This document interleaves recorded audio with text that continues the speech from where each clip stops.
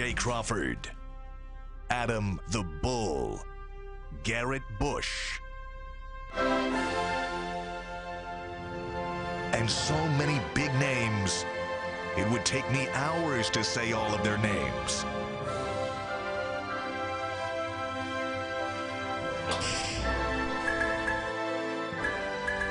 The ultimate Cleveland sports show. Booyah! And we are on, despite the fact we're a little late. Yeah, we are a little late. I'm plugged in now. I'm good. We had an issue with our signal. It's not here. us. Not us, for the record. Not at the us. link. It's the cloud people. Not us. Don't blame us. Don't blame me. Don't get mad. Blame Jay. Don't blame G. Don't blame Jason. Don't blame Bull. Blame Anthony. Don't blame Tyvis' Earl. fault. It's Tyvis' fault. It's Tyvis' It's always Tyvis' fault. Tyvis' fault. Damn it! No, it's really nobody's fault. It is. It was a technical glitch. Our incredible engineering staff here, Steve, figured out a workaround, and here we are. We apologize for being late, but we're going to make the show worth your while today because we've got a lot on the docket. First and foremost, we're going to talk at length about the Browns' search for the defensive coordinator. Who is the right guy? If we don't get the right guy, would we be satisfied with maybe the second choice or the third choice? We'll go into all of that. Maurice Clarett will be here. And Joe Vardon, who is the, I guess his official title is NBA writer for The Athletic, right? He covers the association, not just a certain team. He's just all things NBA. And he also has some shady associations. One of them with Jason. Yes, definitely. Wow. So that That's chair will be filled by Joe in the second hour. In the meantime, let's dive right in. I don't want to mess wait around a second. too much. Time out. I have to ask a very important question, not only to my fellow panel members, but to the audience at large. So please respond by tweet or the message board, wherever it is. Very important question, quick answer. Can you trust a man with a mullet? Yeah. Sure. Why not? You can? Yeah. G, are you on board? I'm wondering where it's going. This is a good one. Yeah, where is this going? Well, something personally that I want to look into. There's a connection with somebody I want to make. He's thinking about growing a mullet. Bull would look good with a mullet. No, I'm not growing a mullet, although my hair is going to be interesting when you see me on Monday. What are you doing? I'm thinking about doing a complete buzz cut and keeping the beard going heavy, beard and just the gruff looks really good. White dudes very rarely pull off the bald head. Yeah, not bald, but very I do short. think that just a little stubble on top and then growth, I think that brings a badass edge. You can't do the goatee. Fat guys with a goatee is a bad look. It is. Even worse than that is fat guy with just a flavor saver. Yeah, that's nasty. Really bad. That's terrible. But I think I'm going full beard, and you can't go bald. Only black guys should go bald. White guys look stupid bald. Yeah, we have awful bald It is heads. very hard to pull So it you're off. getting an even Steven then. You're going to come with the even Steven with the what's going to be the one guard? All one length. It's a one guard? Pretty Probably. much, yeah. I'm thinking about it. I I'm think getting you a should haircut do tomorrow that. afternoon. And you know what? Really, for maintenance, from a maintenance standpoint, you can just keep the one guard on and do everything all at once when you feel it's getting a little shaggy. That's true, yeah. So what is the catalyst for this What does that have to do with a mullet? Oh, no, it actually has nothing to do with the mullet. The mullet's a separate thing. There's this doctor I wanted to talk to about some, food, nutrition stuff. And he's reached out to me, and I'm like, and he seems well-respected, but he's got a mullet. I'm like, can I trust a doctor that's got a mullet? Dr. Moulet. I don't think I've ever seen one on a doc. Can I trust a doctor with a mullet? I don't know. That's something I'm having a hard time with. Well, he's business in the front, party in the back. Maybe that's the kind of doctor you want. My son has the Mahomes. You've seen him. Oh, that's huge right now with the young kids. With the shave and bushy in the back, and he's got crazy curly hair. Kids are good. That is if you've got curly hair, you can really pull that off. He can pull it off. He can pull it off. Okay, great. All right, so you can weigh in on the YouTube channel on the comment section. Should you trust a man with a mullet? We have one comment on that I have to read real quick. Okay. This is from Han Solo Dolo. Never trust a doctor with a mullet. That's all he said. You can trust a man with a mullet. Never trust a doctor with a mullet. And I kind of believe him. All right. Interesting. A very interesting way to start the show. We'll figure it out. Okay, Browns defensive coordinator. We want to get right into this. On one hand, this looks like it would be a very attractive job. You've got, I would say, I don't know if I want to call them premier players. I know you got one premier player, and I think you have two edge premier players. Myles, premier. Denzel and Emerson in the back. I don't know. Who are they? What are they? They've been great at times this year. They've been all-time inexplicably, what the hell are you doing at times this year? But there are pieces here. Yeah. There's also 2 other defensive coordinator jobs open right now. There will likely be between 6 and 8 when all this shakes out. The head coaching jobs that are open now, many of them will likely bring in their own defensive coordinators. So there's going to be other jobs open down the road. How attractive is this job? Jason, you can start. From a player talent standpoint, I think it's very attractive. The organization is what's going to hold them back, and just the volatility and the dysfunction and they never get it right. And I really think that, and we saw a report out of the Pittsburgh Post-Gazette today or yesterday that Flores is in no hurry. He'll interview with the Browns today, but he's in no hurry to make a decision. He thinks he's got other options. Nor should he be. And yeah, he wants to see what else is out there. You just alluded to it. Carolina, Atlanta, and Cleveland are open right now. Arizona could come open. Denver could come open. These are places that don't have a head coach. And for context, historically, when there is a change at head coach, there's almost always changes at the coordinator positions too. Guys want to bring so the Arizona job will likely come open. Indy. There's the other ones there too. Houston. Yeah, those jobs are most likely going to come open. And then you have in San Francisco, you've got other defensive coordinators that are perhaps going to fill head coaching jobs. Yeah. So in all, it could be 10, and that's not uncommon. About a third of these jobs tend to flush and rotate every year. And it's very, very early in the process.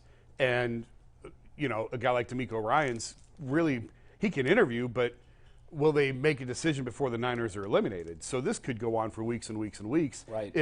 And we're saying Brian Flores, if he really wants to stretch this out, and maybe Jim Schwartz feels the same way. Maybe Schwartz stretches this out too and sees what else is out there. Yeah, it's not like this job is so attractive that someone is going to say, "Oh, I got to take it. I better jump at this one." Right. And to your point, I think it's the dysfunction in the ownership and the history that is 1,000% working against us landing a candidate early. Bull? I think there's a few things at play here.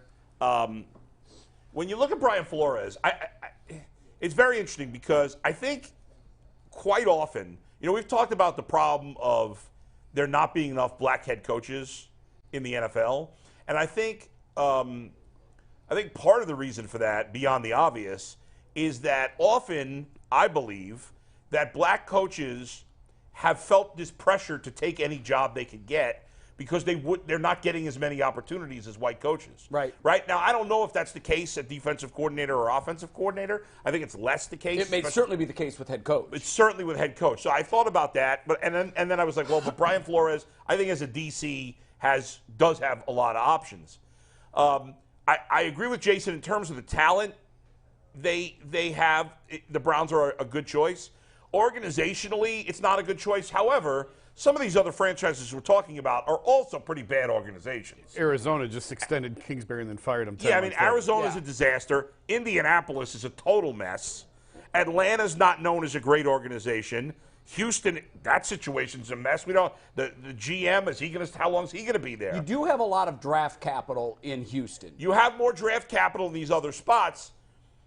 I think another important thing for the coach, for the DC, how much power do I have, right? Yeah. In Cleveland, full autonomy. The defensive coach is basically the head coach of the defense. Yeah. Whereas for better or worse, as we saw for better or worse, for some of these other teams, he may not have as much power, especially if the head coach is a defensive guy. So I think, based on the 7 teams you showed, I actually think the Browns are on the upper tier of that. You do. That's how I look at it, but who knows what those. Do you agree with that? Do you think they are in the upper tier? I'll take it a step further. I've been down on the Browns for about since the beginning of the season. But I will say when we looked at this question, and I looked at it when I was at home, I come to the conclusion that the Browns are by far the top position on there. 3 reasons. You guys mentioned the autonomy. Yeah. He's going to get full reign of what he wants to do. Their Browns are under the microscope and knowing that they have to upgrade the defense. So he's going to get all the ingredients to make a great stew. He's going to get everything he got. All the ingredients is there for him. He's going to be there after Andrew Berry knows he has to win. So that's taken care of, and him and Stefanski will run 2 separate sides of the building. You also look at it this way. If you're running a good defense and you're running aggressive defense, one of the things that you always want to have is a quarterback, right? Because you don't want to feel like, oh, wow, I got Jacoby Brissett.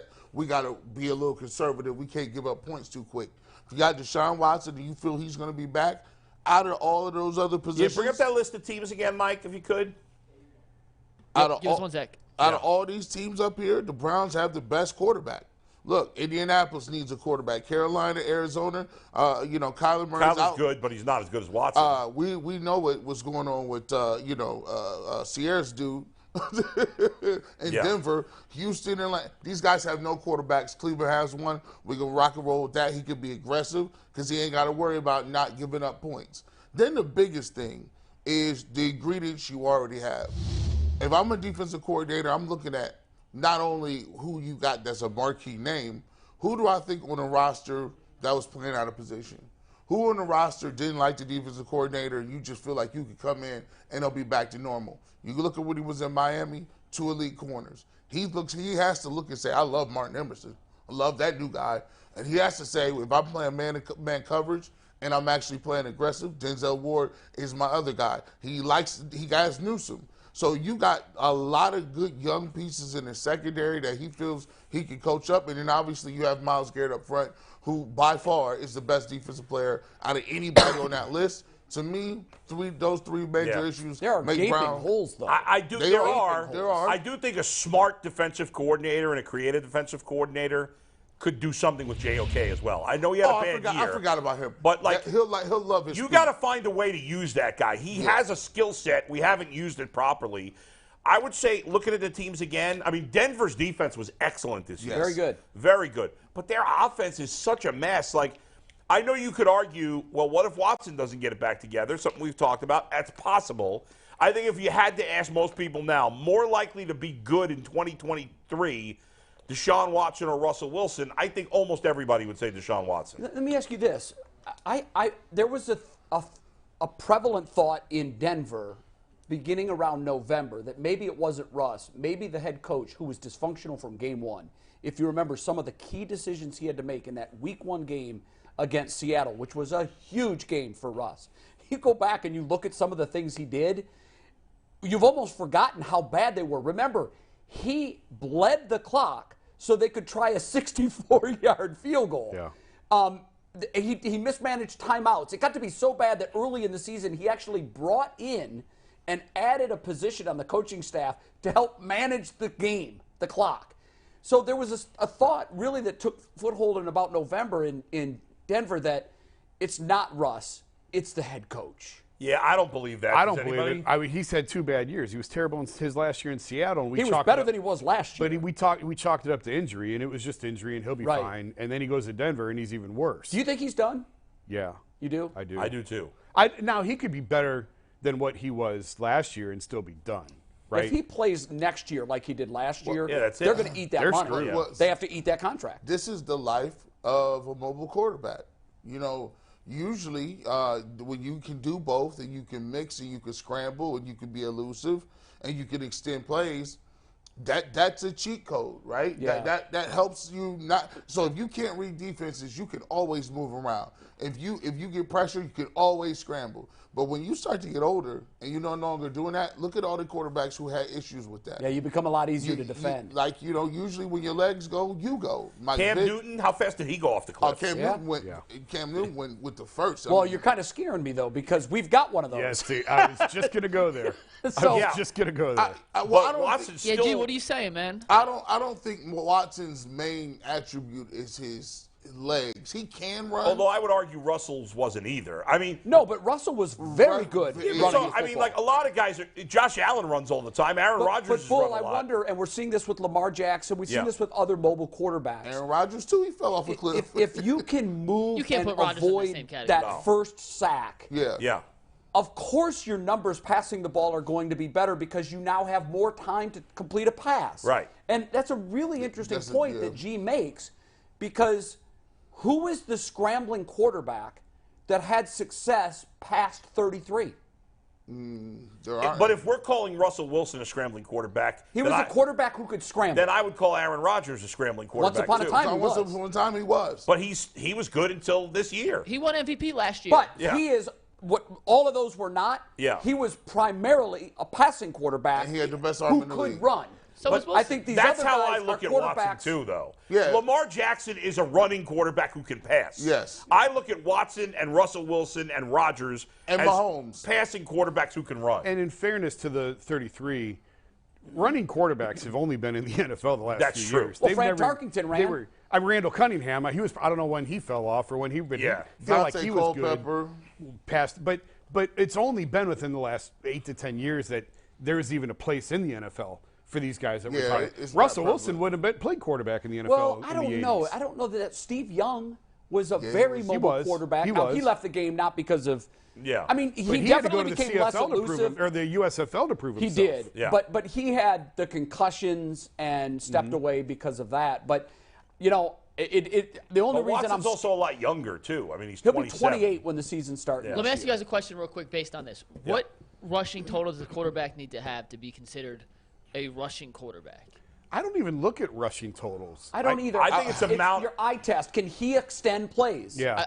I get that. I'm just saying, so like for Watson, whether he's a quote-unquote rushing quarterback or a quarterback that can run, is there a threshold number-wise where it crosses from one No, to the but other? when I watch Watson, he is a quarterback who can run. There's no question about that. Yeah, but I don't think of him the same way I think of Lamar. If you watch a game and you say, if somebody says, "Give me his number one attribute," and they say extend plays, that's a But I running don't think that's quarterback. Deshaun Watson's But yet number at one the same attribute. time, I would say that about Ben Roethlisberger, and he was not at all. Well, a he was running the outlier quarterback. because he was an oak tree. Yeah. So you'd have 3 guys hanging on his leg. To and he me, could it's stop do they the pass. call, often design runs for the quarterback, or which they do for Lamar Jackson all the time, and they don't really do that on any kind of regular basis how many for the other reads? guys. How many reads do you get to in your progression before you say I'm out?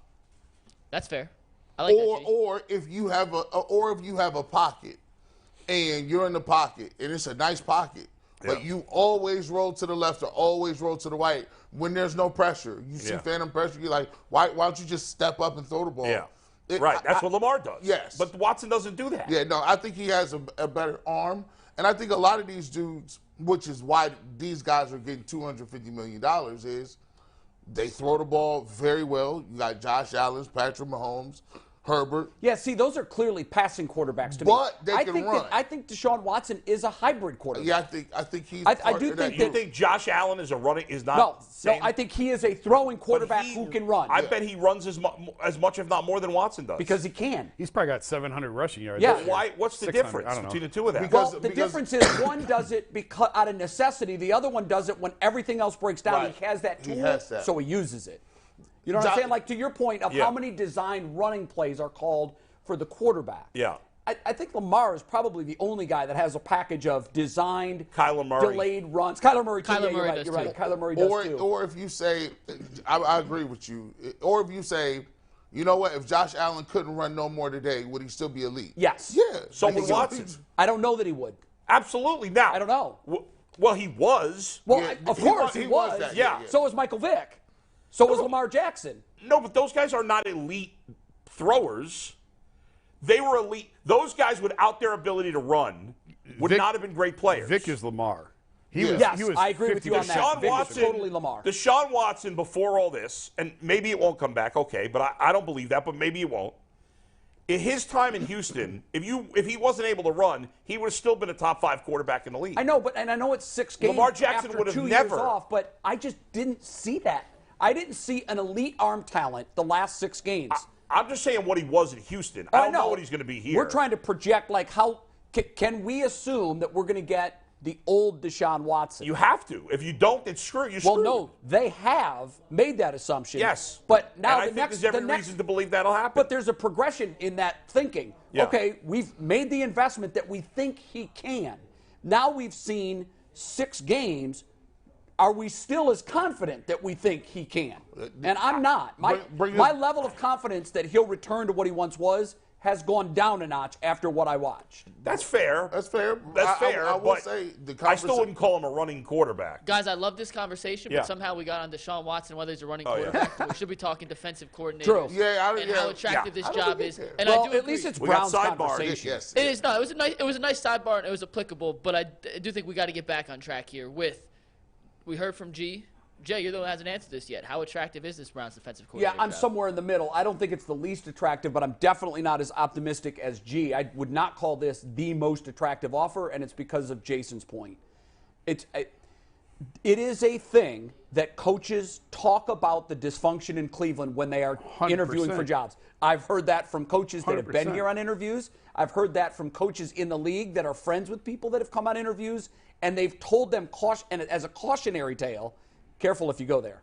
And that is a thing, and you can deny it if you want, but it is a stigma. It's a 100% stigma. Guys, real. even though that is a thing, I agree. I think a lot of the other teams in there are in a similar boat. They are, but here's the thing. Not Cleveland. Not Cleveland, and here's the thing. What, Houston right now is not considered as bad as Cleveland or Detroit? Houston. Indianapolis with that clown running the team? Yeah, but Indy's still better than Cleveland. Gee, we've seen how quickly fortunes can turn in the NFL when you draft right and when you have the draft capital. Also weighing into this is the fact that they have gaping holes in the defense, and they don't have the capital in the draft at the top of the Right, draft. but all those teams besides Denver have gaping holes on the defense. I know, but they have draft picks, although Denver does not. The Browns have plenty But of draft picks. They don't have the capital that everyone wants is the first round. I would say they have plenty. They got a 2, a 3, 2 4s, and 2 5s. Yeah, that's not an They have 8 abundance of draft drafts. picks. Yeah, but they have 1, 2. They have no I ones. hear They have ya. 1, 2. I'm going to say they have no draft picks because they don't have their two next two ones. But the 3 may even be a really. Has that been determined if it's Not a yet. compensatory or because 1-3 goes to Houston, 1's compensatory for losing. And the GM I to the haven't Vikings. seen that it has been I determined haven't yet. either. How much So if it cap has space do you got? The Browns have $35 million, they were under, and they can roll that over to next year. But based on all the contracts they have on the roster, they're going to be There's an gonna be some estimated restructuring. $51 million over the cap. No. Yeah. No. Well, I there's saw going it to be today. some restructuring. They're They're under the cap with the rollover. This year. No, for 23. Oh, I I haven't looked at seen it that. earlier today. Yeah. Are we? Yeah. Yeah, with they have 28. They to were roll like over and 12 last I over looked, now. they were like 20 million over, but they were rolling over like I think like 40 No, million. but it was officially 12 million over for 23. Okay. And now with the rollover, They had 27 million 28, to roll so over. Oh, that's how. they're that- 16 million under the cap. Bull, that's Wow, how if we that got. number stays, that's great. Well, that's not great, but No, it's but it's decent. better than being over, Yeah. which where we were projected to be in the first half of the Yeah. season. But that's why. Plus, there'll be they a lot al- of restructures. They were always counting on the rollover. That's why we got in the quarterback issue. If you want to be successful and win, I'm not going to these other teams start rookies. Indianapolis, no quarterback. Atlanta, no quarterback. Denver, we just said he was washed. You keep looking at these names. There were just no Houston, quarterback. no quarterback. Houston, no quarterback. But let me. They're going to draft one though. Jay. They are but, gonna but, but He'll you, be But they're going to get the rookies. second It's a rookie. choice. Here's Jason. Has this franchise ever hired a head coach with previous head coaching experience? Yes. Mangini, Yep. It's the only one. And Hugh Jackson. Hugh Jackson. And Hugh Jackson was an interim coach, right? No, he was also head coach for the Raiders. Yeah. And okay, so historically, this franchise very rarely. almost never goes out and hires a head coach that's done it before. Twice in its history. I think that the reason I'm concerned about who becomes the DC is this. There's 2 really good candidates here. Guys that we know that have been head coaches in the league and have had a great deal of success on the defensive side. Flores not nearly as much as Schwartz. Schwartz is a proven top-tier defensive coordinator. He's going to be able to pick, I think, it'll be Schwartz and Flores that will be able to pick where they go. They're both going to be hot commodities. Because of that, and because of the situation in Cleveland with the dysfunction and the history of rotation of head coaches every 3 or 4 years, and the fact that you're talking about a side of the ball that has major gaping holes. Not a player or two. We're talking about 4 spots that are glaring But again, weaknesses Jay, and maybe all more. these teams have glaring weaknesses. But the problem with those is Yeah. these 2 guys that have their choice, Right. the best, the ones that we want, they're going to be able to pick. They're not going to be desperate. It's not like, Cleveland is going to get them because they're desperate. That's why it was telling to me that these guys are going to sit back, take their time, do all the interviews, and then make the decision. But again, what are the jobs in that group that are such great jobs? I think there are other jobs not yet open that will be more attractive. Well, that might be the case, yeah. But as of now, there's no San other Francisco. if I'm Schwartz or if I'm Flores, Right, I want to go to San But Francisco. we don't know that D'Amico Ryans is getting a head coaching job. Jason, he's getting a head coaching job. How does Jason know? Yeah, You don't know. I mean, we thought that about Eric Bieniemy for You years. never know who's getting a head and coaching he always job. got passed There's over. And I'll go on record right I think now. he'll and be a hot I will say candidate. I will be flat stunned if he is not a head coach in the league next year. I'll be stunned. And you can use people's dysfunction to your advantage. To be truthful, the Haslams have been very coy and shy about getting rid of defensive coordinator. Joe Wood should have been gone in 2020. He lasted not only last year, he lasted this year. So I mean, it's not like they're blowing Well, you're not guys going to fire out. him in his first season. There's no denying that the Browns ownership is a clown show and that the Browns are amongst 2 or 3 teams probably with the worst reputation in the league. Nobody's denying that. And that's obviously a negative. However, I do think a lot, at least as of now, yeah, of course, if you had a chance to go to San Francisco, you'd rather go to San Francisco. If Lou Anarumo gets a head coaching job off the Bengals, you'd rather go to the Bengals. I get it. But as of now, I think those other jobs are all kind of crappy too.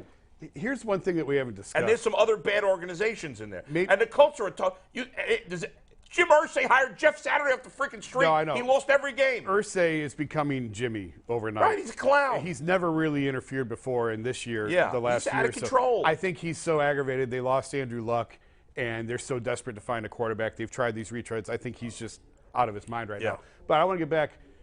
Maybe you guys talked about this when I wasn't in. Jim Schwartz runs a 4-3. Brian Flores runs a 3-4. You talked about that? We did talk about that. I think that's overrated. Well, here's one thing, just real quick. I want to make the point. I was talking to one Browns player who felt like 3-4 is where it's at right now, and a lot of the if you're going to make a change, now's the time to do it. Well, that's exactly it. But Schwartz also plays a more conservative style of defense. But here's 2 things on this, real quick. Yeah. I did talk to a player who felt like 3-4 is where it's at. He looked at the Steelers and said they've been running 3-4 for 25 years. Look at longer than that. Look at the success that they've had with it. Then I talked to Anthony Walker, who's like, man, it don't matter. Everybody's a nickel anyway. Everybody's running nickel now anyway. So, Well, the back end you are, but it matters a little bit up front. But here's the one thing where we keep talking about they're going to have to remake their front 7. Maybe that's attractive to a DC who says, I can maybe have a voice. I like this guy. We can get this guy. Right. Yeah. They got to remake the whole defense. They have to remake the front 7. You're going to have JOK and Myles Garrett. Anybody else is everybody whatever. here okay with a switch to a 3-4? Yeah, I think nowadays it doesn't matter. I wouldn't have I don't think it matters. In a heartbeat. I think it's everything's so hybrid nowadays. They've been playing a 4-3 now with really a 2-3. Yeah. Because they've got 2 players up front and then 2 guys. Yeah, they need. I don't care. For me, it's pressure. I don't care if it's you bringing it out a 3-4, a bare front, goal line. Is how aggressive are you, and how often? That's why you'd like to see Flores. Yes, I don't. Jim Schwartz is a good coordinator, right? He's more of less rush forward, get home. Well, we don't got that right now. You got one, and you know what that means. You can't be sitting back in zone with 3 other guys that don't got the same skill set. I need somebody to manufacture something. In defense of Schwartz, his defense, like if you look at the analytics, there's that scary word again. If you look at the DVO defensive rankings for his defenses the last 5 years, top 6 or 8 every single year between his time in Philly and his time in Tennessee as a defensive assistant. I don't want to fall into the trap of if it's not Schwartz or it's not Flores, this is a bad hire. I know. We don't know. No. I mean, go back to your guy in Cincinnati. Whoever would have thought when the that he Bengals, was as good. I remember when the Bengals hired Lou Anarumo. I was like, "Who the hell is this guy?" I'd never heard of him before. I'm like, "This guy's a terrible hire by the Bengals." He's probably one of the 5 best DCs in the league. Every great coach in the NFL at one point was a no-name. That's pretty Every much single one of them. unless he was a good player, which just doesn't happen often. Well, who's the great coach right now that was a great player in the NFL? Vrabel. I will say this. That might be it. It's a short list. I think it is. The Browns. This is McVay different. was player of the year in The Georgia. Browns are they are here at ground zero again. Yeah. You have to get the number 1 candidate. I can't have you getting 3 or 4. But our number 1 candidate may not be their number 1 And candidate. may not actually be the best candidate, Right. just because Right. we think it is. But, You know what I mean? but I do need somebody. I want somebody with experience. Jay, who's making the hire? I think Kevin. On his own? Yeah. I mean, in a he's going to have vacuum? input from 77 people because that's how it works. But I think ultimately it's his call. So you do think that I think it's his call. Because I think if the head coach isn't picking the coordinators and the it's a big assistants, it's a problem. real problem. And what's interesting in this instance is everybody relies on their relationships. Sure. Right? And the fact that he was in Minnesota and only Minnesota for so long, I'm not saying it's good or bad. It's just interesting because most people bounce around and most people move around and they have trees or whatever you want to call it from a bunch of different spots. The only contacts he's had were guys that came through Minnesota at one point. Yeah, by the way, when I was in the NBA, you could always go back and look at where a guy went, where he was, and normally whoever he's going to get is a guy he's had relationships with in the past.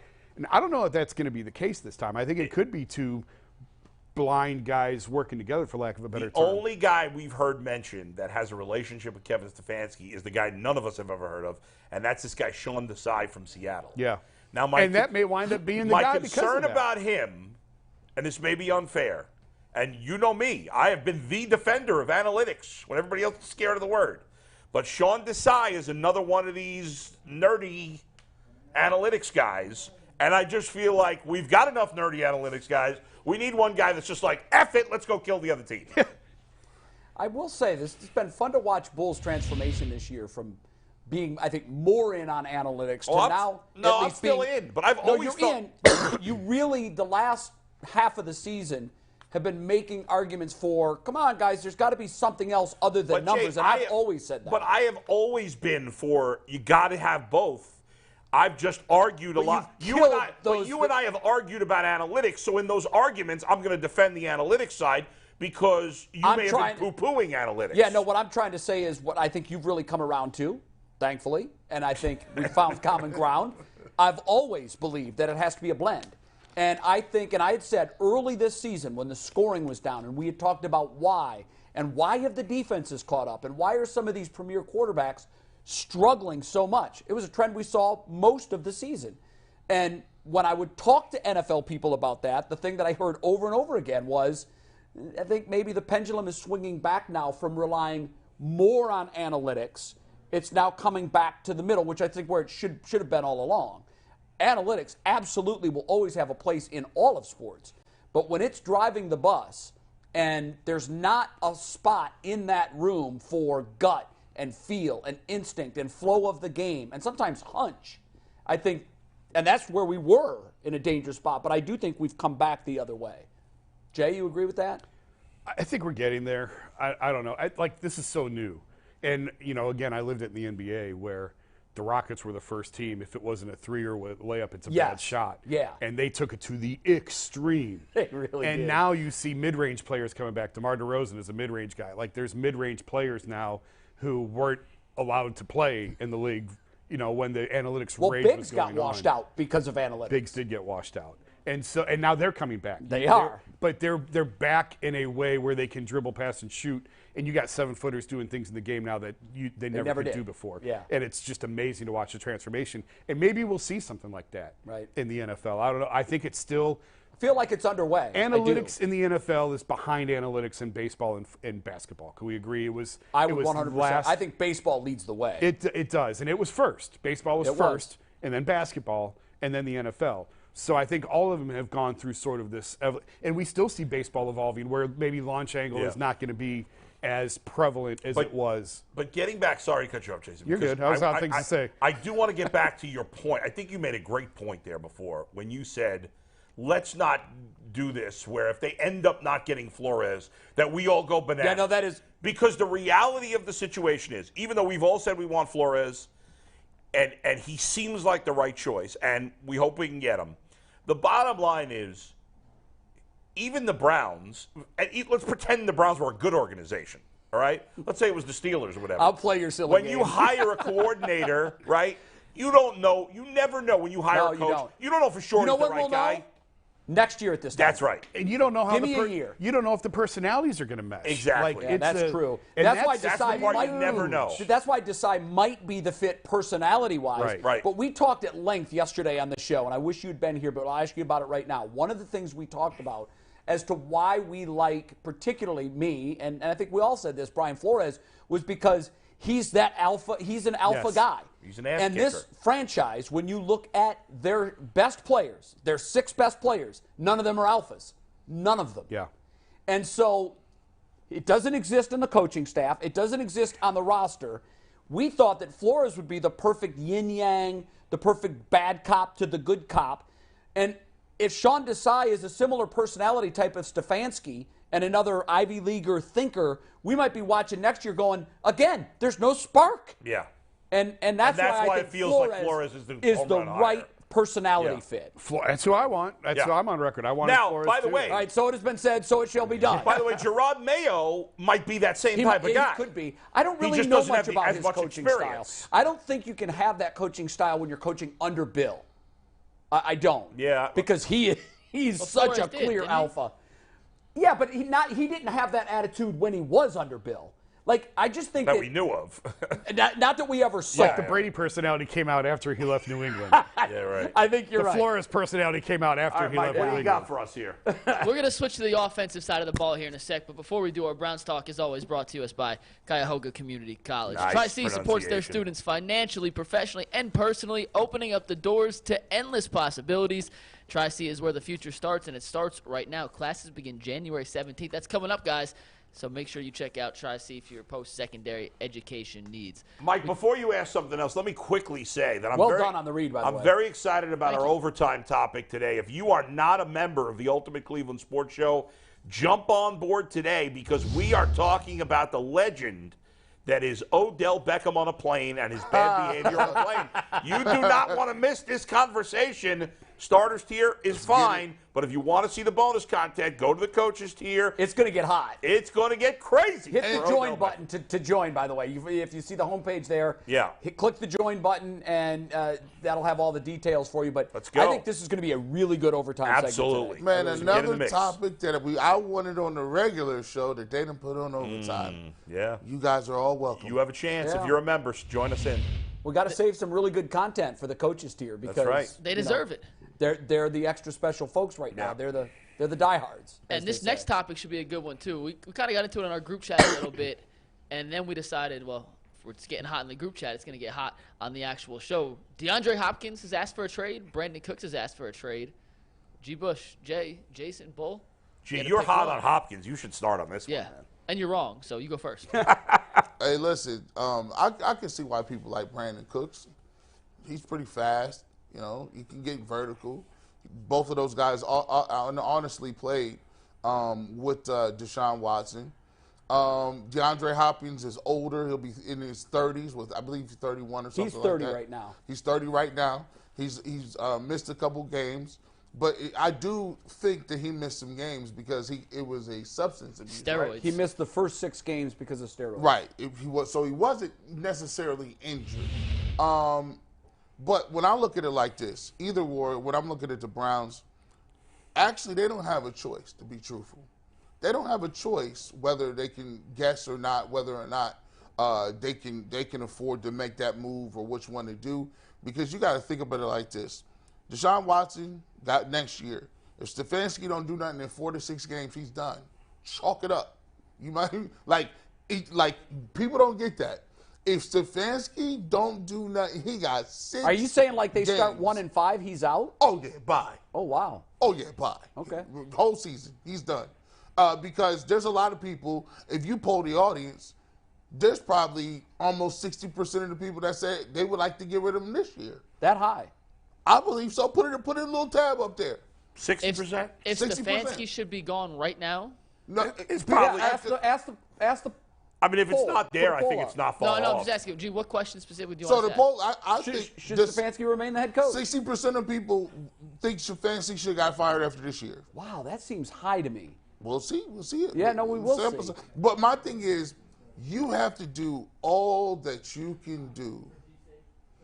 You got to do all that you can do to get Deshaun Watson another receiver. And because you spent so much capital trying to get Deshaun Watson, you don't have the capital to go to the draft and draft anybody. Second round picks, you need the other things with that. So who do you trade for either one of these guys? So this is the thing. I think if you looking at it, if I'm going to trade something, give me the name brand. If I'm not going to go to. If I got to go to the car lot, I know there's a little Mazda up there, and the Mazda going to cost me, $15,000. But why would I not go ahead and get to $20,000 and go ahead and get me this Lexus then? It's the same car, But guess what? I got a dependability factor. I've seen what DeAndre Hopkins could do in this league. I've seen him dominate in this league. Brandon Cooks, that's a decent player. But here's the thing. When you get Brandon Cooks, you still going to have to overpay. You're not going to get Brandon Cooks for free. You still going to pay for Brandon Cooks. Well, you're going to pay for either one of these guys. And my question is, what are we giving up? Well, I don't think they're going to have to give up that much. How much would they? What do you think they have to give up? Hop has 2 years left. Yeah. He's going to make. You mean money-wise? And Hopkins No, money-wise. says this makes a difference. Hopkins says he wants a new deal. Yes, he's got 2 at 34. You're going to have to rip that up. And even with Cooks, and I'm not even talking about the financial end of it. I'm not. What pieces are we going to give Arizona or Houston where we're going to beat out 31 other teams? I just think nobody's given up nobody's given up anything for Hopkins. I bet you they have to end up cutting him. Wow. I'm telling you. No, look how hot way. the receiver market got last year. He won't get cut. He'll He's be 31. And Yeah, I No, know. he's 30. I know. No, he's be 31 at the start of the season. Oh, well, Cooks will be 30 at the Cooks start will be of the 30. season. Okay. First of all, I just don't think DeAndre Hopkins is what the Browns are looking for. They need a wide receiver that's got big-time speed. They do. I'm not even sure Cooks at 30 years old still fits that bill, but Hopkins certainly does not. He missed 6 games for steroids. Is he the same player? I don't know. His numbers when he came back were pretty solid. But he also missed time due to injury. He missed did. half the season last year due to injury. How many wide receivers still play at a high level at 32? Many. Or 31. Honestly, So your answer is neither. Browns are not in a position to say neither. No. I think they need to go they need to get a speed wide receiver. I'm just not sure either of these guys is the right answer. I'm not sure that guy, the speed wide receiver that's readily available. Where's that guy at? No, they don't fall out of trees. If it's between those two guys, I'll get Cooks. He's a year younger. He's never really been hurt. He missed a couple of games this year. I think he missed 3 games. And part of it was because he was unhappy being on the team, Right. which I don't blame him because they suck. But Cooks before this year, I don't know if he missed any games. He's always been healthy in his career. He's had 1,000 yards, I think, every year but 1 or 2 in his career. I know DeAndre Hopkins at his best was a lot better than Cooks, but he's not at his best. He's still better than Brandon Cooks. If it's 3rd and 7, I'm not sure he's better. If it's 3rd and 7, who you want to get the ball? But gee, we've been complaining all year. We need a receiver that can bust up the top of the defense. That's not Hopkins. Brandon Cooks ain't running past nobody now. You He see the can Texans more than play? Hopkins. You see the Texans? He's on my fantasy They team. got nobody. Who's throwing him the ball? All I'm saying is, Can you name another offensive player on the Texans? no, Laramie Tunsil. Nico Collins. no. If you're going to make me pick one, I'm going to take Yeah. Brandon Cooks, but I'm far more worried about fixing the defense and using draft picks as trade capital to fix the defense than I am find another receiver. Do they need to get I think it's a big Watson priority. more weapons? Yeah, Yeah. sure. But also, let's not forget, if we're still going to believe that he's still the quarterback that he was in 2020, and I know you came down a level on that, you still say he is. Yeah. I'm concerned, but let's assume he's going to get back to that level. His quarterback's coach said he was throwing to guys who should be working at Walmart, and he led the league in passing. Yeah. So Deshaun Watson has a history of making guys better than what they are. And they won 4 games. Yes, they But wait did. a minute. Hopkins was on that team. Not on that not in level. 2020. No, Hopkins was on not the, that when he Not in threw 2020. for 4,800 yards. He No, led the league in passing I in think 2020. Cooks was on that Cooks team. was on that team. Yeah. Cooks was on the Yeah, team. and I wouldn't say DeAndre Cooks- Hopkins Yeah, I mean, was Cooks not. is a good Walmart. player, but Yes, but besides the Cooks, point there was nobody he didn't have a whole lot of weapons Yes. to throw Right. to. He led the league in passing. Yes, they won 4 games, which is why I want to fix the defense. I want to fix the front 7. I want a defensive tackle. If I got to trade a second-round pick for a defensive tackle, okay, fine. I'll do that.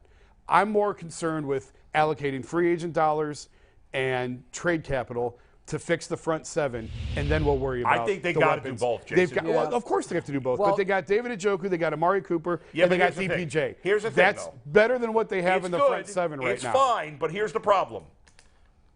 The 3 best teams in the AFC. Talk about it. The Bengals, the Chiefs, and the Bills. Ain't Who the beat Browns are none. way behind those teams Ain't right beat now. none of them. All 3 of those teams have elite quarterbacks. All 3 of those teams have an elite pass catcher. The Chiefs have Kelsey. The Bengals have Chase. I would argue Higgins too, but at least Chase. And the Bills have Stephon Diggs. Amari Cooper's a good player. He ain't in the class of those 3 Which players. teams did you mention? The Bengals, the Bills, and Chiefs. And Chiefs. And the Chargers got 2 good receivers. They also can stop the run better than the Browns can. All those teams can stop the run better than the Browns can. They have got to fix. I don't know about the Chiefs. Oh, yeah, they can. Yeah. They have got to fix the run defense. Everybody just about stops the run better than They've Browns. No, got I hear to you, fix but the run defense. you've got to do both. Ultimately, Yes, of course you do. ultimately, But you I'm do have saying to do I'm not both. trading a second-round pick for any of those guys. No, Or a no, third-round no, pick. I wouldn't either. I want to No. use trade capital to fix the defensive front. What's left over? I don't think a second. I think you could get Brandon Cooks for a 4th-round pick. Maybe I'm nuts. I mean, you but got Amari for a 5. Yeah. right? And it was the steal of the year. And Cooks has, I think, 1 year left at like $18 if million. you can get a Cooks so you're for a probably 4th going or to 5th round restructure pick, that. yeah, do it. If you get him, you're probably going to do what you did with Amari, restructure it, try and bring the number down on the Right. cap a little bit and stretch it out. And he's not an elite receiver, At but the trade deadline, and I'm not sure this is still applicable, but he didn't get traded to the Cooks, did not get traded to the Cowboys because they wanted a 2nd-round pick and the Cowboys to pay his salary this year, and the Cowboys would not do that. So they're asking for nobody's a He's giving been him a asking for second-round he's pick. been asking for a trade for a while. This Yeah. isn't new. I'm just saying that here's was my the concern with earlier Brandon value Cooks, for Cooks. and I can't explain it. I've asked players that have played with him why this is the case. He'll start next season on a different team. It'll be his 5th team in 10 seasons. Yeah. He's been I traded don't- 3 times. I don't understand that. I mean, he is a valuable commodity, but New Orleans, New England, something's wrong. I don't know what it is, Yeah, but it it's- scares me. It's those guys that go. It's like when Odell came here. Well, I don't know why it didn't work in New York, but it'll be fine here. Well, there's always a reason why. There's always a you know, reason I haven't why. heard a bad thing about him. But though. no, that's what's interesting to Yeah. me is we've never heard stories. I've asked teammates, and nobody seems to have an answer. But Ain't nobody. everybody, I saw Yeah, but something. Houston hasn't wanted to trade him. Everybody. no, he but wants he's out. wanted out, Yeah. and you can understand why. Sure. But New Orleans gave up on him. New England gave up on him, And and he I played just well. don't know why. When they traded him, he was playing at an All-Pro or a Pro Bowl caliber level. Because he's not no difference maker like that. You can find, they talk about running backs. Yeah. You can find a slot receiver like that, a dime a dozen anywhere. I just don't buy that DeAndre Hopkins is still a difference maker. My fear is we're talking about the best thing we should do is go out and trade for a 30-year-old wide receiver. Yeah, I mean, I don't know. I mean, we saw what Jarvis Landry became as he aged. Yeah. It's a position that Jarvis really Landry's relies shot. on. It's a young man's Yes. game, And that's why- Anthony Schwartz isn't the answer. We know that, but knowing the Browns the way I do, I would think that they would be sitting here saying, we're going to go out and we're going to get one in the 2nd round of the draft that's going to change our lives. How about you trade a 2nd rounder for DK Metcalf? Would they trade him for a 2nd rounder? Not a No. Probably not. That's You know what? They'll trade the 2nd rounder for 2/3 and a 4th. That's what the Browns are going to do. That's what they did well, last year. that's their MO. Yeah, give me more picks, even Well, if that they're has- late. you know the great thing about it is, I love it. You can't do that dumb crap this year. If you do that this year, you're going to get fired. I love the fact that firing is on the table because it makes you have to do something. You wouldn't have been on the table if you would have done this last year. Don't be scared today because you punted on receiver and D tackle. Now, oh my God, we got to get both of them. Yeah, you sure do. The homework is due tomorrow, Timmy. You can't keep saying I'm sick. You got to do makeup work. That homework is always due. So who you going to get? And if you punt on this year, which you kind of did last year, the gentleman's punt. Oh, there'll be no punt this There's year. no punt. Now we're going to see urgency. You have to. You just have to. Because And everybody. cap in the future be damned. Restructure contracts. Do whatever you have to do. They got to can't screw around here. But that's I for a agree. team that thinks they're really close. Are we really close?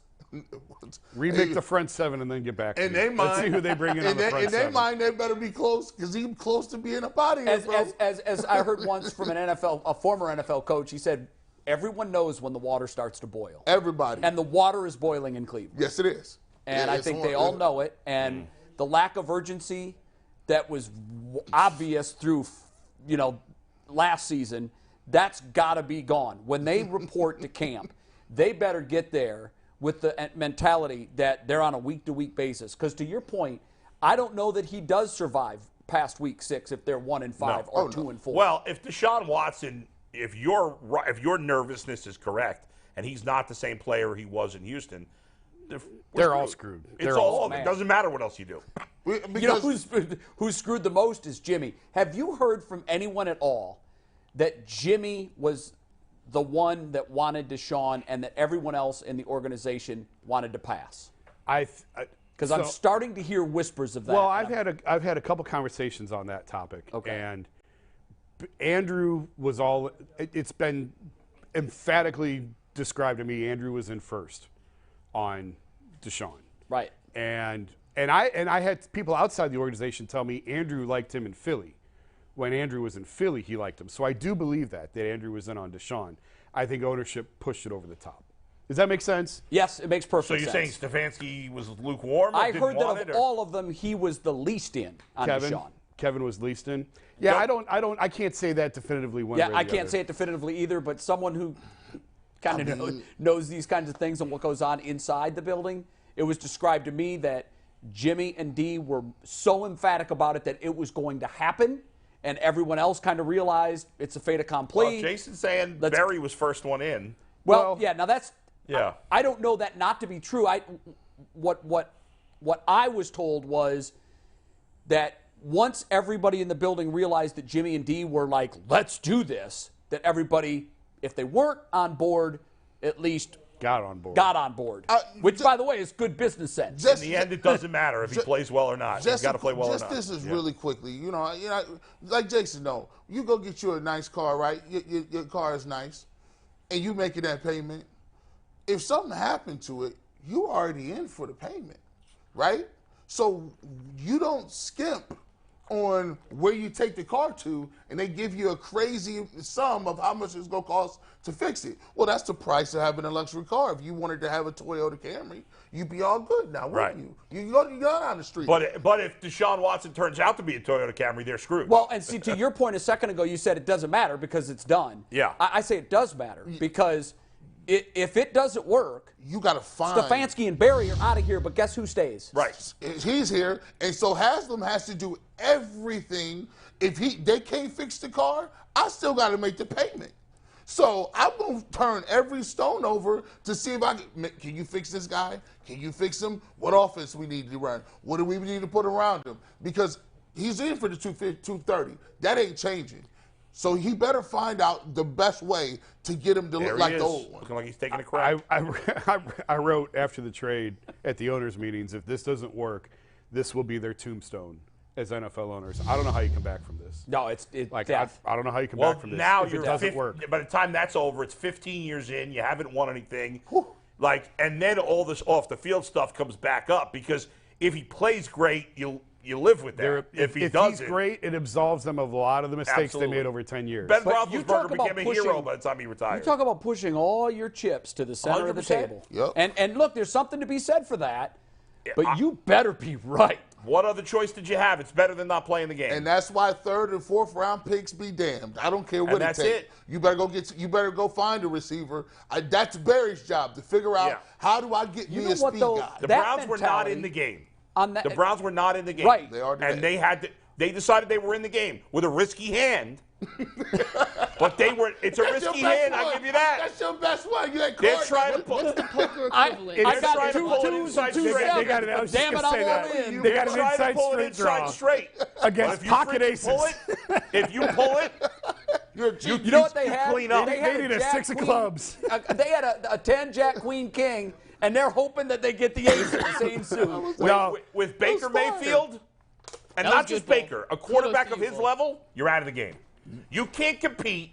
You're out of the you game have for the 3 next elite 5 years and maybe longer if they didn't get this right. That's why I wasn't against it. That's why I wasn't against it. Yeah, you were for it. The funny thing is like the Rams right now are in a funny spot because everybody's running out of the building. McVay is gone. That's okay? why he- Let me that's just why tell he you, running. Rams fans, you need a new coach. He's Doc Rivers. He's out. He is so out. And I don't even think he cleaned out his office. He just said, hell with it, keep it.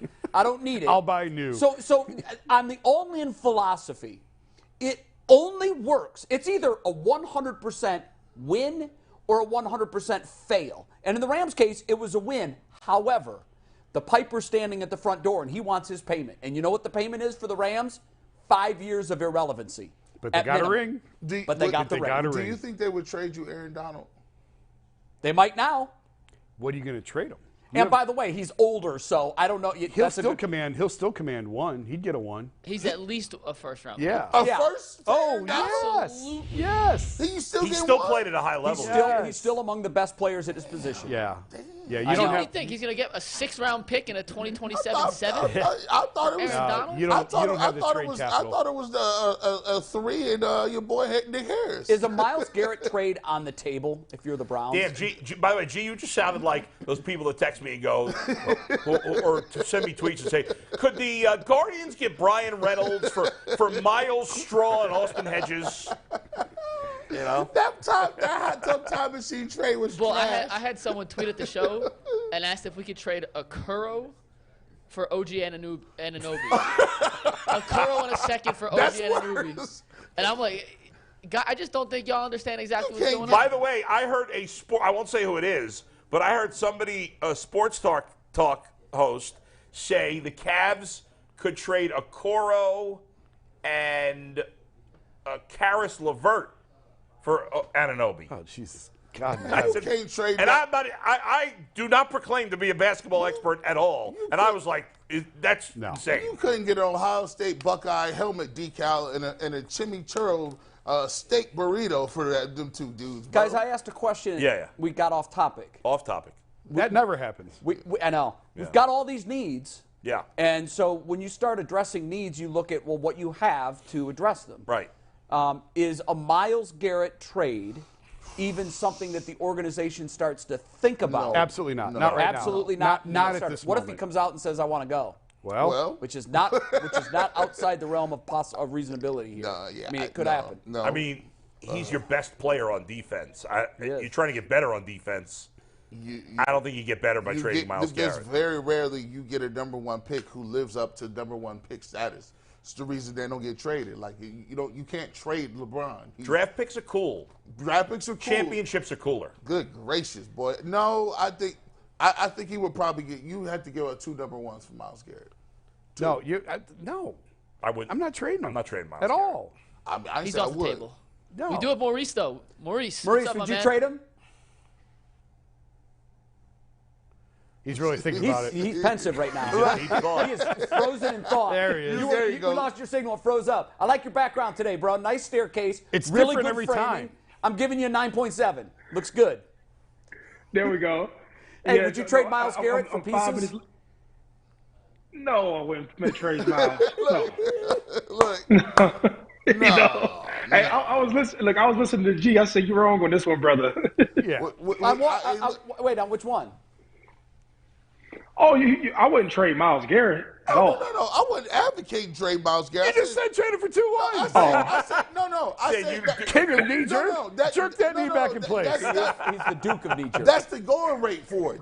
You got to start off with 2 ones. I didn't say I wanted to give him up. I'm the one who said you get picks number 1 overall, and you hope they are Myles Garrett. Why would I trade him? By the way, Oh, okay, all right. In theory, if you did trade Myles Garrett for 2 number 1s, you'd be trading him to a really good team. So those 2 number 1s are going to be late first-round picks anyway. Probably. Yes. Like the Houston Texans They're are not trading for Myles Garrett. So in G's world, we're getting Aaron Donald for a 5th. Yeah, and right. then trading out Now that was crazy. By the way, Steve, That was crazy. That was me. by the way, Steve texted us and goes, if Aaron Donald gets traded to the Browns, he's going to retire. He probably might would. would. He He might. damn near retired after the Siberia. Super Bowl. Hey, Maurice, put your bow on the 2022 season. It's all over. 7-10 were the vitals. Give them a letter grade, and don't be a homer, damn it. well, they underperformed. I wanted, just like everybody else, I had greater expectations for them this season, right? We didn't get it done. I thought the defense was going to be a lot better than what it was. But I will tell you this, I'll be interested to see what they do with Kareem Hunt this offseason. I don't know, does the He's a thought free agent. around what you do with the off? He's a free He's agent. a free agent? Yeah. Yeah, I mean, they could bring him Okay. back, but I it can't doesn't imagine appear they will. likely. Yeah. No, he's not coming. Oh, I didn't know he was going to be a free agent. So I'm interested to see what Deshaun looks like in a full off season. I already know what Nick Chubb is going to do, and I think that you need somehow, some way. I think you just need another piece on the offensive board at receiver or something. Something else has to happen to support those guys. And I just thought the defense was going to be a lot better. I'm pretty sure I'm not the only one. but the defense needs to be a lot better. It's either the defense or the coordinator. Something needs to happen to reignite the defense to get these guys back to playing better than what they were. So letter grade, maybe C, maybe C minus. That's sort of like my analysis of it. Hey, Maurice, Deshaun Watson, you look at this, he had his moments where he did fine, but overall, in 6 games, he was, at best to me, below average, and probably worse than that overall through 6 games. In Houston, he was always sensational. Is there any doubt in your mind that he will be back to sensational next year, or do you have some real concerns, not playing for 2 years, not playing well in these 6 games overall, that maybe he's never going to be that same guy? No, I don't have any concerns because I've been through public ridicule. I've not been through that in particular, but I've been through public ridicule, and people act like it doesn't bother you. It 1,000% bothers you. You wake up thinking about the media. You wake up thinking about public perception. You wake up thinking about relationships that are close to you. Everybody around you is talking about this girl is out for money, this happened, that didn't happen. You have every platform in America who has an opinion on you. And when you're focused and at your best, you're thinking about the thing that you're trying to accomplish. So with him, no matter what he says, it probably felt good to get guaranteed money. It felt good to know to know where you were going for the next 10 years or what is it, 5 years? 5 years. But I'm telling you right now, 5 years. I know for a fact that affects his preparation. I think that now, and if you go back into what I said at the beginning of the season, I said, man, once the season started, once he plays, I don't want to say people will forget about it, but it won't be as important because you'll have new stories developing and being a lot more important than that. I think that him settling into his house, settling into the community, him being able to prepare with weights, him being able to prepare probably the same way that he prepared in Houston, I believe he'll be a lot more comfortable and a lot more prepared and a lot more relaxed. And then it'll be his team. But I wouldn't here we go. You don't play for 2 years. There's something that you're going to lose from not practicing. When I didn't play for those years and I tried to go to Denver, you need to be engaged. You need to be in combat. You need to be seeing live routes. You have to do it. And so with him being the starter, he's going to get all of those reps that prepares him and brings him back. So his skill set never left, right? Who he is and how he plays the game never left. You sure about that? You just need the time to – just think about this, right? At quarterback, it's not like you're saying, hey, run an outside zone or run an inside zone. You have to get used to preparing yourself for a hit or preparing yourself to break a tackle or something, right, where that may be true for a running back.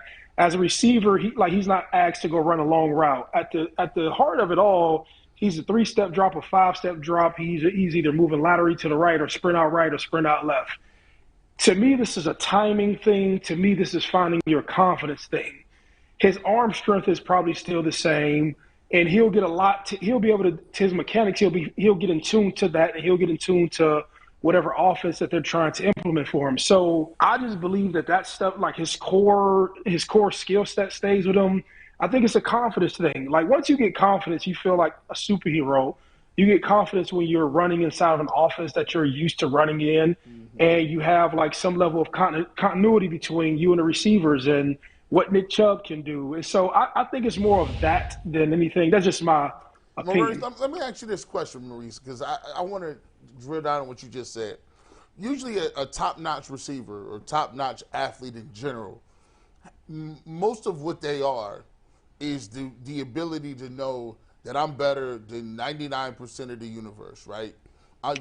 This is my swag. I walk like this. You can't beat me even if you're at your best.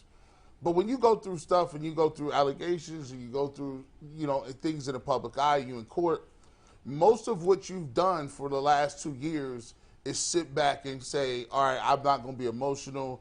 I'm gonna have to show remorse. It almost strips you of your ability to have that level of bravado, that swag that you need. And sometimes when you come back, you still meek and shy. When I watch Deshaun Watson play, he don't play with the I ain't seen this celebration dance yet. Where the bow and arrow at? You got to have all. That's part of who you is. And if you ain't got that, You out here looking around and you trying to be somebody else. You know, do you feel as an elite athlete you have to play like that? Oh, so that's a great observation, great awareness and observation, and you do need that arrogance 1,000% to be a super successful athlete. And I think you are correct in saying that he had to go on this media tour and practice humility or implement all these attributes that he probably didn't have to do before. And I would bet you that plays a role in it. But there's also another cycle of those same emotions where you're going to wake up and feel like I have to prove everybody wrong. I went through that same thing you're talking about. That's why I can identify with it, where you go back out into the public eye and you're worried about how everybody's looking at you. But then one day you wake up and you say, you know, F this. You know what I'm saying? I have to become who I'm supposed to become. Everybody isn't going to make me nice. And so I think you're right. Like that is like a very articulate and aware way of talking about that and that affecting his play. But I also do know, just from me speaking personally, just from me living through it personally, you go through these major embarrassing moments where you're not proud of yourself. And you have to remember, like, he was always he's had success, so he's always going to yearn to get back there. And at some point, he's going to have to say, okay, no matter if I celebrate excessively or no matter if I act like I'm God's gift to football again, no matter if I get this criticism or not, I'm going to build up a sort of like a callous place in my heart to accept this negativity that comes my way. You know, and this is like, even he would probably be educated from this. I'm telling you, there's a lot of bondage you have when you don't have emotional awareness of to how to process something. Or he may be feeling what you're talking, like, man, what is this thing I'm missing? You articulating that may help him to put words on what it is he's feeling. And the only reason I say this is because, like, when you go to therapy, right, they have this thing called the emotional wheel, and they talk about a lot about what each person is going through. They say, hey, what are you going through? Can you point to it on the wheel? And you making yourself aware of what emotion you're going through, they have treatment plans that are built from the emotion, and it basically help you to get to your desired outcome. Wow. So when you're frustrated, it's the same thing with Deshaun Watson. He may be experiencing something that he doesn't have words for. If he sees words for what he's going through, then you can mentally take yourself somewhere else to empower yourself again. Like, what is therapy at the end of the day? Therapy is being in a mental state that is less than where you would like to obviously be, and you're trying to govern yourself back to a healthy space in your mind, right? So what is Deshaun Watson doing in front of everybody? He's trying to get himself back to a better space, but you would have to first identify where you're at and be honest where you're at in order to, mature and graduate out of it. That's deep stuff, Maurice. We're going to move on. And before we do, as you're talking, it hit me that you might be the perfect person to sort of mentor Deshaun Watson as he tries to navigate this journey, because your life situation is very similar. National champion in college football. You definitely had the cape of a superhero, and you had some things that happened in your life that humbled you and knocked you down to a place. I'm not saying where you got knocked down is even further than where Deshaun has ever been. You spent time incarcerated. You've traveled that journey. I hope that either you reach out to him or he reaches out to you and you guys just converse, because I do think that your life lessons can definitely be of benefit to Deshaun Watson. So thanks for sharing that with us on the show. Thanks for all your input through the football season. We love you, brother, and we'll talk soon. Maurice. All right, man. Take care, All right, man. thank you. He's a wise dude, man, and because of his journey, I do think that he has things. He, by the way, spends a lot of his time now speaking to younger athletes, not just college teams, but also professional teams that bring him in, and he shares his life journey and his story, and I absolutely think there's something of benefit that he could provide for Deshaun Watson. Speaking of younger athletes, Joe Vardon is here. Hey, Joe. Hey, man. What's with all the shouting? Oh, if you're That's not what going to we do. shout, you can't stay here. Oh, I can hear you guys from Lakeside. Did you just meet me today? You've known me a long time, Joe. By the way, if you want to be heard on this set, you have to raise your voice. Well, I'm getting that. Yeah. Joe, you spent 3 hours with this guy and the other guy in studio with us. You know me. I've spent a lot more time than 3 hours with this guy. Yeah. Well, no, Jason's but I'm not a saying shouter. we were in studio that one time for 3 hours. That's a very right. famous show. That's right. How are you, man? Anyway. I'm great. Yeah. Great to be here. You know, the thing I love the most about this set is that there are books all over the place. We don't read. And Jason's book's nowhere to be found. I never even thought of where that. is You know, your that is a book? problem. I never even Your thought book of that. should be here. Nobody That's true. bought it. They burned them all. Nobody bought it. Well, you have some copies left then. Actually, I have to it's funny you mentioned that. So I gave them to my kids. They're getting older now. Like Yeah. my son's 12 and he really wants to read it. And there's a lot of F-bombs in there. It's like, nice. ugh. Yeah. So he's finally starting to read it. I had Yeah. to go on Amazon and buy my own book to give it to him for Christmas. Really? You worried about F-bombs? I cuss in front of my son all the time. I don't. You and your son are best friends, bro. Y'all hang So out. Jason's good best friends with his son, too. It doesn't mean you have to swear in front of them. that Different right? parenting styles for different folks. You Yeah. know, whatever works in your situation, that's what's There you right go. for your Curse in front situation. of him like a wild So, man. Joe, we had a really in-depth conversation yesterday about the Cavs and sort of where they are at the halfway point. On one hand, it looks like they've overachieved because to be at 26 wins at the halfway point puts you on pace for 52. That's a win season no matter how you slice it, particularly when you got a major new moving part coming in. On the other hand, though, we all expressed, I think, some disappointment at their inability to close out teams and games late. And we were really nitpicking, but we really focused in on the 3 and how that has to be an area where the team gets better. What's your sort of assessment of this team at the halfway point? Have they overachieved? Have they done what you expected? Where are they? I would say they've probably done what I expected. I mean, when you throw out the win total, that is eye-popping. It is. And when you start thinking about 50-plus wins for a franchise that for 3 previous years before last year was the worst team in the NBA, worst organization in the NBA. So to go from that to 50 wins in 2 years is great. I think what we're concerned about, like you said, the 3, which has been a hole from day one. And they knew that coming in. They paid a lot of lip service to it, said a lot of nice things about Karis LeVert. They gave Isaac Okoro a chance.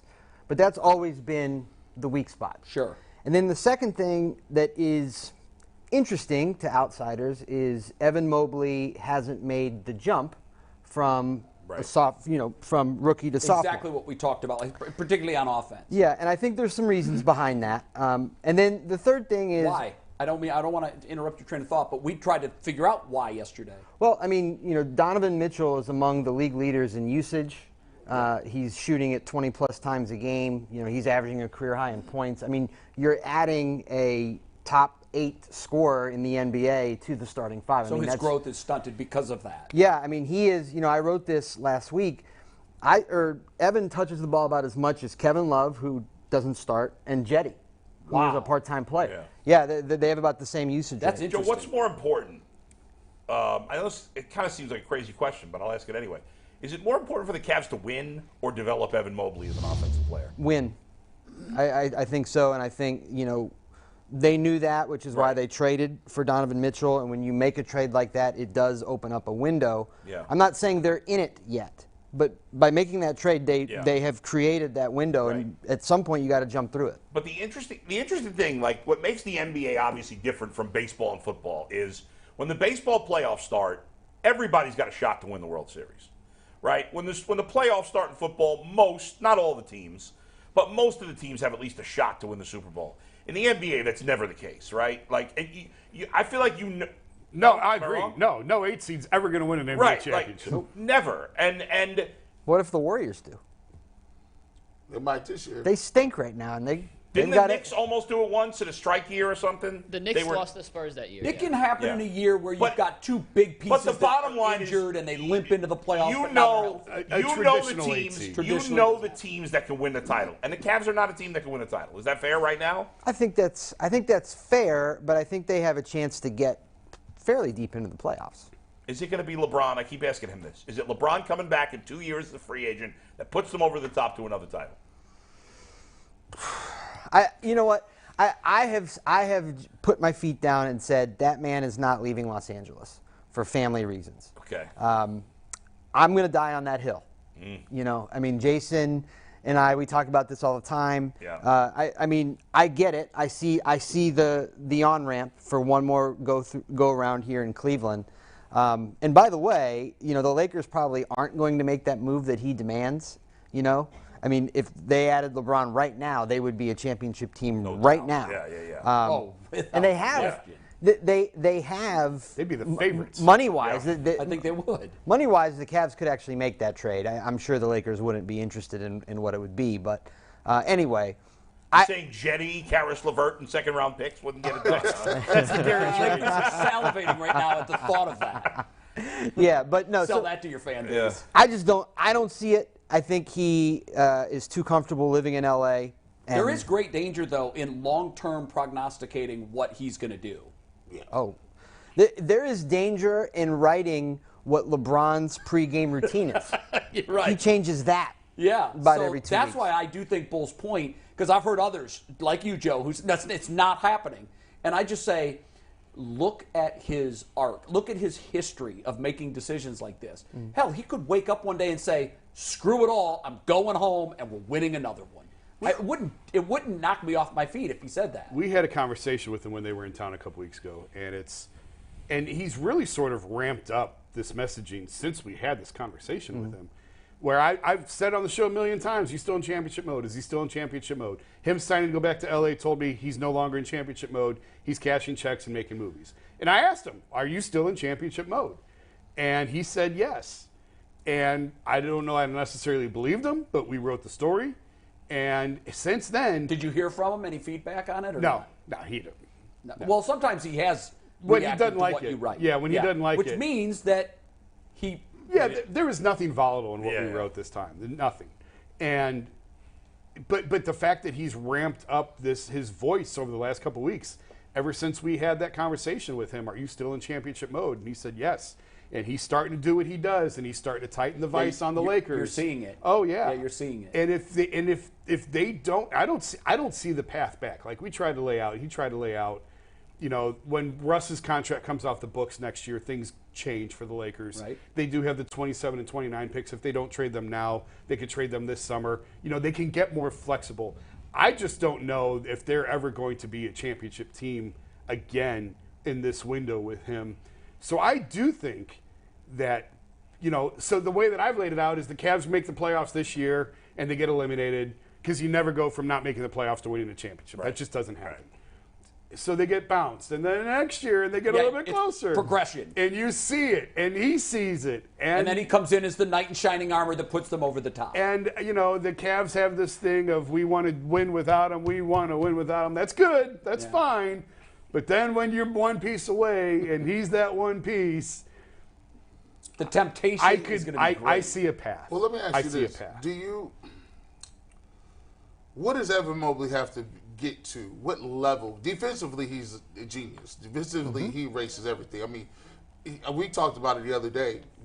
With him and Allen, when they switch on pick and rolls, they can guard guards. I mean, I've seen guards have to back up and be like, okay, well, let me figure out another way I'm gonna do this. They can move their feet. They can shuffle. They can switch. They block. Both of them block shots. What does he have to get to offensively to a point where you can legitimately say, okay, the Cavs are a championship team, barring them going to get LeBron? He's got to get the ball. They don't ever give him the ball. He's got to get the ball. But here's the thing. I don't think, to their defense, I don't think Mobley has a pet shot. I don't think Mobley came back as a knockdown shooter.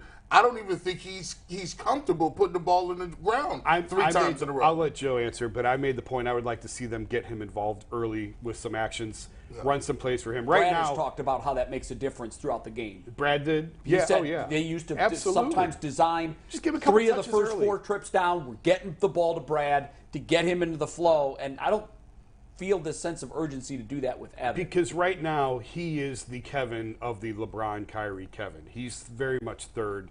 He breathes last. They eat first. And he's actually fourth. In terms of who? I mean, you've got Donovan, you have Darius. And then you have Karis LeVert right now. Well, I don't know. But I'm just telling you. I mean, so what does he have to do? I think you're more correct with this. Like, he didn't come back and have anything that's noticeably better than what he did last year. They sent him home over the summer. They wanted him to be able to handle the ball more, to push it himself in transition, get it off the glass and go. They wanted him to be able to initiate the offense in the half court, and they wanted him to be able to start shooting a little bit better in the mid-range. He's shooting, like, his field goal percentage overall, I don't know what it is, but it's not very good. His three-point percentage is below 30%. That's not good enough. And then on top of it, he doesn't get the opportunities now to do the pushing in transition. So what does he need to do right now to get better? He's got to get stronger. He's got to be able to score in the post. He's got to be able to be fed in the post, turn around, make a face-up move, or play with his back to the basket. And right now, he's just not big enough for that. Are you concerned he'll ever get there? Yeah. Well, I don't know, because like you guys have also said, he's already a plus defender. He is arguably the most disciplined defender the Cavs have ever had. His ability to jump straight up, to not foul, to protect the rim, to switch, to run out onto the perimeter. They have never had somebody who can do all of those things. So when you say, am I worried about Evan Mobley? No, I'm not. He's going to be an NBA difference maker for a long time, if only because he's such a good defender. When you talk about his offensive growth, I just think he can't do it right now. He's just not going to be that piece right now because they added Donovan Mitchell. Joe, I'm going to compare myself to Evan Mobley here. All right. As you should. Which would be the only time this will ever be done. We're going to put a one-time. Well, before you go, there have never been two people shaped differently than you and Evan That's Mobley true. who are about to be compared to. All right, listen. So when I was a teenager playing basketball at the schoolyard with my friends, right, it's a bunch of guys like me. I wasn't that fat then, but I was short, whatever. But I wasn't very good at basketball. I've never been good at basketball. But I played like a freaking animal on the court, okay? I ran into people. I would grab rebounds. I can see that. I would play nonstop hustle on defense. I was in much better shape in those days. So guys didn't like playing against me, even though I was not very skilled. I couldn't make a shot, but I wasn't chucking. I would pass. But I was a pain in the ass. I played with this aggressiveness that at the schoolyard level with a bunch of schlubs like me meant something. Okay. Is Evan Mobley, I'm actually not comparing Mobley to me, I think he's the opposite. Evan Mobley has all this natural ability, but is he that? He doesn't, like Jared Allen plays like a wild man on the court. He's not as talented as Mobley, right? But he plays with such passion and energy that I feel like I don't see from Mobley. Like maybe he's not an alpha. We keep using this term alpha. Is he that type of player? Because he doesn't seem to have that like killer instinct to him. Is that unfair? Yeah, I think it's unfair. He's 21 years old. Yeah. And he came into a situation as the number 3 overall pick. And in his 2 years here, he just keeps getting more crowded and more crowded by talent, which is like a first world problem to have. Sure. But Yeah. like that's not usually how these things go. True. Usually you get drafted that high and you're the man and you have to sort of sink or swim like that. And that's where we see the sort of the dog mentality that you're talking about. Yes. He just kind of keeps falling into the mix. So I don't know what he can be, at age 24, which is still a child, age 26, which is what Donovan Mitchell is now. We're talking 5 years from now. He's got forever to grow and to get better. But, now he is a really nice complementary piece. And I thought they did him maybe a little bit of a disservice at the start of the year talking about how if they're great, then he's their best player. Because that's not it. That was Jason. Well, he's just parroting what they. Well, no, that's what the team. No, is. I never said that. I said he has the potential to be a number 1 on a Right. championship team. But I've always thought that. Right, but somebody made the point yesterday, I don't know who it was, maybe it was Mike, that you can't, how many teams win a championship where their best player is a guard? Very few, one in the last 20 years. Right, it doesn't happen very often. I mean, it's a wing dominated. And that's the one issue with the Cavs is their weakest spot is the most important. It's like trying to win without a quarterback in the NFL. Mm-hmm. Like the 3 spot. Tell me the last team that won a championship with the guys that they've got at the 3. The Niners, minus quarterback, might have the best roster in the league. But do we think they're going to win the Super Bowl? I don't. I think they have a very, very good chance to win the Super Bowl. I don't, because they don't have a quarterback. I think the defense all plays like their hair's on fire, and they've got all kinds of talent. I think when you talk about the Cavs and you talk about guard play, the Warriors won titles in 15, and last year where the guard was the best player. Yeah. The Cavs are the number 1 team in the league defensively, assuming Jared Allen and Evan Mobley are healthy all year. That should be the case. So if they could do anything to upgrade at the 3, I do think they have a playoff run in them. What can they do? Because we've talked about like pie in the sky scenarios of what they might be able to do, but realistically, how do they upgrade that spot right now? Well, I mean, the mechanics of it are they're going to have to probably take on some money, which Jason writes at length about. They're not crazy about doing. But they're equipped to do it. I mean, they can do it. They can do it. They are not a tax team as of now, so they can take on some money, and in doing so, upgrade that position. I mean, I think that Tim Hardaway down there in Dallas is available. I just saw him on Saturday night. Dallas is like 12-1 when he makes 4 threes. You know, if the Cavs could have somebody like that playing defense and shooting the 3 at that spot, that's a big difference. So he's Karis LeVert with a jumper. Ain't more. But he's thicker than Karis, and I believe he's taller. I think Karis is only 6'5", and I just trying to play him at the 3 was just I don't know what that was about. Well, it's like the Browns going into this season saying we'll be okay at D tackle. We'll be fine. Everybody knew that wasn't going to be the case. The Browns, when they shaved in the morning, knew that wasn't going to be the case. But you have this ridiculous hope that maybe it'll work. Would you trade Mobley? Would you trade Mobley for LeBron right now? Oh God, don't say that.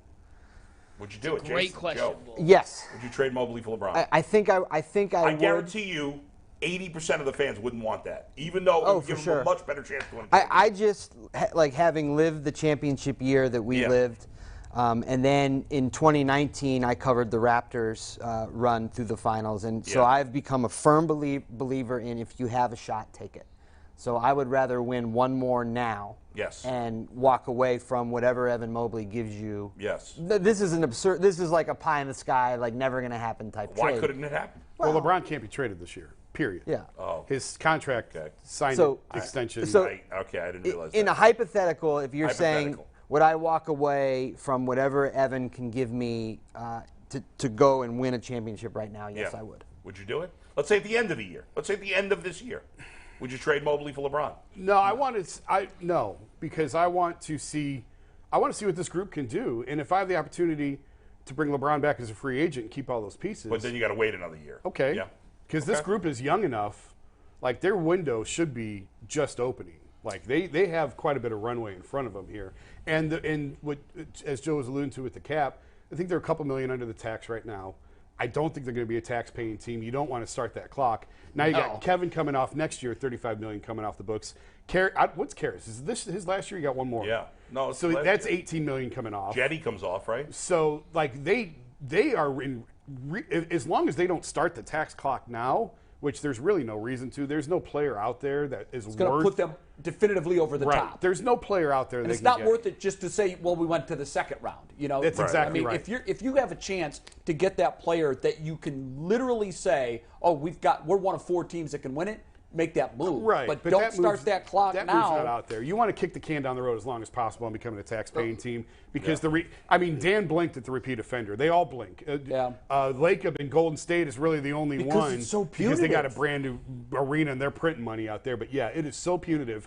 Like I'm trying to remember. Help me. I think it was Varejao. They didn't have to trade Andy. That was a money move. Right. Mm-hmm. So and that was a repeat offender move. So. I think it was Andy. I have to go back and look. But the repeat offender is I feel real. like you're right. I do think it was Andy. It's real. And so now if you okay, let's assume, it's a big assumption. Let's assume Evan Mobley wants to stay here for his career. You know, when you get in that second contract, the money he's going to make, the Darius money, Jared Allen at $20 million. Donovan Mitchell, when you're paying these guys, you pretty soon when you run up against it, you got to start making some really hard choices. So that's why you want to stay out of the tax as long as possible, and they're in great shape to do that because they got Kevin and Karis coming off the books next year. Guys, I haven't. This is kind of weird. I haven't noticed you said this guy's name till now, Darius. It seemed like people have kind of stopped where their imagination goes for how good he could be because Donovan Mitchell is standing next to him, right? You're like, if you would have said last year, Darius Garland does not have the ball in his hands in the fourth quarter, you'd be like, you crazy.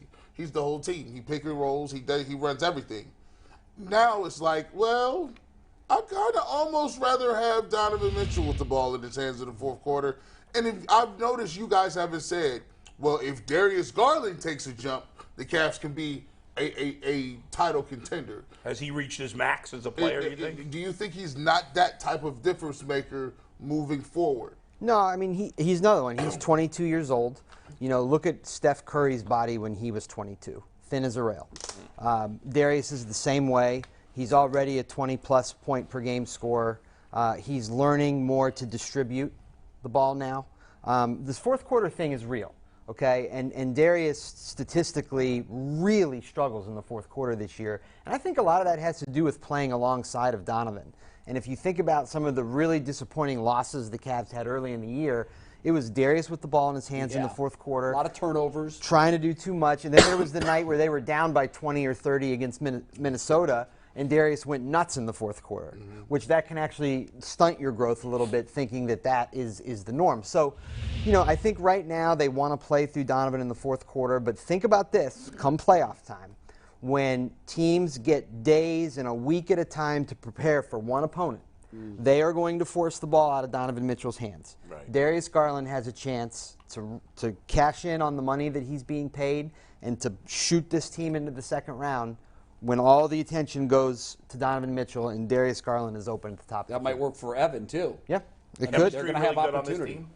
It is. And I think, I had a chance, I was with the Cavs in Denver last week and got a chance to talk to them in the way that you do when you're on the road. It's just different than when you're with them at home.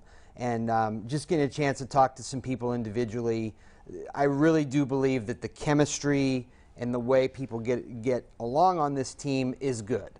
I think that can be overrated at times, and I even pointed out that maybe the Cavs need one guy that's kind of a bastard, but as far as Cavs versus Browns, no, this is the Cavs actually like each other. Yeah, that's good. By the way, who is the best player in the NBA right now? Is it definitely Giannis? No. Okay. I don't think it's definitely Giannis. I think Luka is right there. For sure. Jokic as well? Yeah, it's funny because, Jokic statistically is awesome. He wins, and he can do a little bit of everything. It's just never flashy. You're never going to be – there was a night where he went for it's almost clunky. He went for 48 and 20-something and 11, and I watched the game and was like, It's because it's just not the same as watching Giannis jump over three people or dunk with four guys hanging on him. It's just different. How about this question? Who is the single biggest force when they want to be? Because I think that is Giannis. That is Giannis. Oh, man. That he is. We saw it a couple of weeks ago. It's like when he decides he's got so many things he can do, you can't stop him. No. And they were putting resources on him, and he was just like, I'm going to do whatever I want every single trip down the floor. And it scared the hell out of me because I thought, well, when you get into playoff mode and he decides to become that guy, what's the answer? Is LeBron still a top 5 player? I don't think so. I know he's not a top 5 MVP candidate, but in the playoffs, even this year, if all things being equal, are there 5 guys you'd rather have than him? Yeah, I think so. Okay. I mean, if we want to sit here and name them, okay. Yeah. But I think the difference with LeBron is he is still individually great, but he has similar talent around him to what he had here in 2018. And he is no longer able to take those very average players and lift them up. Yeah. Right. He's still a great player, but he needs the reason why the Lakers stink is because Anthony Davis cannot stay on the court for more than 10 minutes. Yeah. That whole team, it's not even Russ Westbrook. The whole thing was built around the idea that Anthony Davis would become the alpha. Yeah. And LeBron would be the greatest wingman ever, riding off into the sunset. And he's just not available to play enough for that to happen. Yeah. Hey, what about Rubio? He's available starting tonight. How will he fit in? I think we need to pump the brakes there.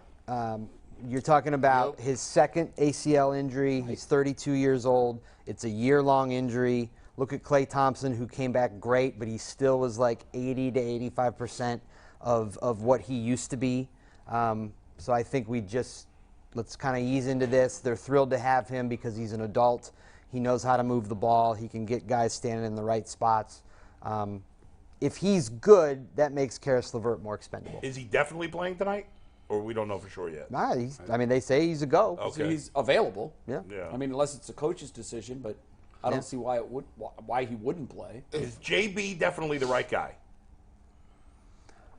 Jason and I both really like JB, and the players swear by him.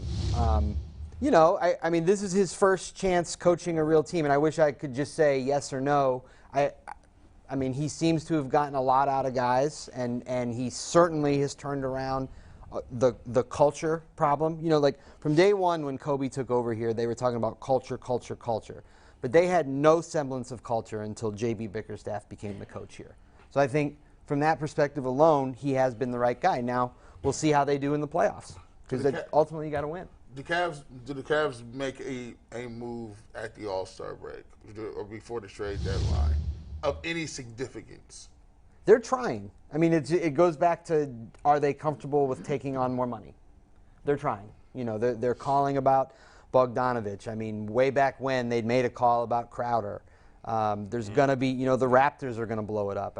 The Wizards could very well blow it up. I mean, who knows who's going to end up with, like, Kyle Kuzma? Yeah. You know? There are teams out there that we're not talking about that can help other teams right now. The Raptors always look so good against the Cavs. Why do. have they such a bad record? Well, they've had some really bad luck. Otto Porter Jr. is out for the year. Fred VanVleet went through this horrible stretch where he couldn't shoot. Yeah. You know, all this is happening while Pascal Siakam is having a career year. Yeah. I mean, geez, if somehow the Raptors trade him to a contender, if they trade him to Memphis, then Memphis probably wins. That sounds weird. Fascinating. Memphis winning a championship. I'm telling you that Memphis Cavs NBA Finals is coming. Joe, we got to go. McNuggets had something Go ahead. for him. What's up, Joe? Thanks for coming on. It's a two-part question. The second part depends on how you answer the first part. Have you enjoyed yourself on the show so far? You having a good time?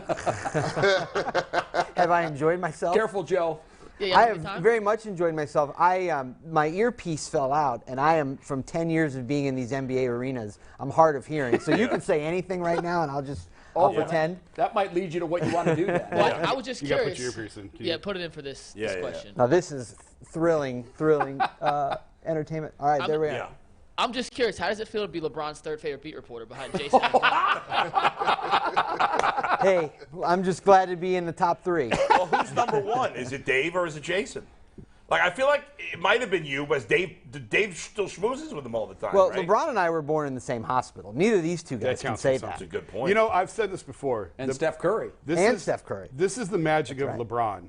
Is you could inject all of us with truth serum, and all of us would say, "Oh, well, I had the best relationship." Right. Like that's the magic of LeBron. It's like asking a All quarterback, right, but are the you the best question quarterback is, in the league? Well, yeah, you better think you are. Who would LeBron say? Well, that's what I'm saying. We would all say LeBron would say that me. he would say Yeah, me. we would all say LeBron would. Dave would say LeBron would say Dave. I Yeah. would say LeBron would say me, and he would say LeBron would say him. And LeBron would Well, make he was it. hired. Joe was hired, for those who don't know, to be the LeBron reporter. Yeah, I mean, I Not think the Cavs reporter, the LeBron I think reporter. Brian Windhorst wants into this. No, this mix. yeah. no, Allie Clifton wants into this one. No comment. Probably. Alec Clifton. No, I think, and LeBron would definitely take the political route. He would say, he Yeah. would make some joke about the three of us. Yeah. Does anybody really know LeBron besides his family, or maybe like? Do you guys feel like you really know him? We Like, talked about this really? when we did your Yes. show. And Yes. I mean, yeah, I mean, are there parts of him that we don't know about? Of course, absolutely. There's Yeah. parts of all of us that we don't know about. You know, everybody's got. Sure. I think we have a fairly good understanding of who he is and where he stands, and Yeah. professionally and stuff He's like been that. fairly open as superstars go. Like when you look at guys like Brady, you know, the other guys that are his equal in their sports. A lot But of is them it- build but- walls around them and Right. never let anybody in. Right. I guess my point Does is, anybody know Tom Brady? No. is his personality that he shows us, is that real? No. Oh, Or is it an act, to some, for lack of a better It's term? professional. attitude. well, I think that we fundamentally know LeBron. Okay. I actually think we do know him personally, and I think we understand what makes him tick and what he's afraid of. I think when you get to the level that he's gotten, you have to create a public persona. Okay. You know, I mean, we were very privileged. We caught him at the very right time of his career where he wanted to make himself open to a few people that he trusted. He felt like he could benefit from that. Right. And we took advantage of it. Yeah. And there were daily conversations about things that would upset him or that he would be thinking or feeling that maybe didn't make it to the light of day. Yeah, he let his guard down quite Yeah. often. Yeah, but Well- I think like you could go back. Like, listen, LeBron, LeBron changed Ohio high school history by going to St. Vincent St. Mary. Right. And when you think about this, you think about he's arguably the greatest player of all time. And so when you're talking about a player like that, and he goes to a parochial school from the inner city, you're thinking that there must have been some massive recruiting, scheme to get him to come and Yeah. payments, this and that. What we forget is he went to St. V because his buddy, Drew Joyce II, was worried that the Buchtel coaches thought he was too small. So he took himself and went to St. V because of his buddy. Yeah. That's who LeBron is. Yeah, that's amazing. Yeah, that's interesting, and that's telling. Yes. He wants to be liked. Yeah. He wants to have friends. He hates being the villain, right? He hates it. Yeah. He hates it. His whole the reason there is a school in Akron today that's a public school that he built, it's never been done before. You guys know why that happened? Because he was embarrassed of what he said at the end of the finals against the Mavericks, where he was taking on the criticism, and he said something about, people still have to wake up. Yeah, you people still have to wake up in your bad lives, and I'm great. Yeah. He felt so bad about that he came home that summer and totally redid his foundation. He used to give out bikes, and that was looked at as a big deal. That's it. And That's Joe, it. I've said before on this show and on Channel 3, because I've been to his school and I've looked and I've seen the tangible effects of his effort. Mm-hmm. I can't understand why that isn't a bigger story nationally, and I can't understand why that hasn't already become a duplicatable model that we see across the country, because what he's doing is absolutely unlike anything I've ever seen from an impact. I think the best news I can tell you is that there is a school in a suburb of Pittsburgh. The leader of the project is Dick's Sporting Goods, but they are copying the LeBron model. Oh, really? So it is happening. I was unaware of that. And I'm glad to hear that. I wish 60 Minutes, and I told some folks at the school when I was there earlier this year, last year, I wish 60 Minutes would come in and just do this huge expose, because when you walk in the door, you feel it immediately. When you interact with the kids, it is astounding the impact that this school has had on their lives. And it's not just that, it's the other services that the school offers for the parents in help getting their education completed and helping them with medical assistance and with legal assistance. It's like this full functioning community education arm that I don't know why we don't have one of these in every major city in America. And I think LeBron's hope, and I know mine is after seeing, is I hope that becomes a reality. I mean, when I was there 3 or 4 years ago, I cried twice. I did too. My first spot. visit there, I did. And when the kids walk in the morning, I mean, you're talking about all the, you're using words like services and help parents with education themselves and all these great things. But at the most fundamental level, when the doors open and the kids walk off the bus, or they don't ride a bus, they walk right into the building, they get a hug from a teacher. Powerful. And then they walk by a fresh food cart and they pick their breakfast. That's awesome. Because otherwise they wouldn't get breakfast. And that's the LeBron that I wish everybody knew. And Yeah. I don't know why that story hasn't been more widely told. And I'm talking by, major media outlets like a 60 Minutes or even a 30 for 30. Why the hell haven't we seen a 30 for 30 from ESPN that shows the impact? Because to your point of crying, I had a young guy who wants to get into television. He's got a TV lab there that Matt Collig also sponsors, and Channel 3 is also a sponsor of the. So we go there and we do things with them. We do things with them every week. I had a young man last year, he's young, I think he's probably 12, 13 years old, and one of the teachers said, would you mind talking with him because he remembers you from ESPN and he really wants to spend some time with you. So we went into a room where there was just nobody else, and he was talking about his future and how it's so filled with hope now because of the school. He already was aware of the fact that I'm going to be able to maybe reach my dream because LeBron cared about me. What 13-year-old has the presence of mind to say that? And then I asked him, what kind of grades do you get? He said, all A's. Wow. And by the way, everybody I came in contact with, all the kids, so respectful, so well-mannered. He said, I said, are you going to continue to get all A's? He said, yeah. And I said, then you're going to get to your dream. And he asked me when he was done, could he have my phone number so he could send me his grade card every time it comes out? By the way, I was told 60 Minutes did do a story in 2009. Yeah, it needs to be redone because it's completely different now. Gee, I know you had a question, so I want to get one more in. Well, we talked about the great things LeBron is doing. The more interesting story is, do you know who Kyrie Irving was?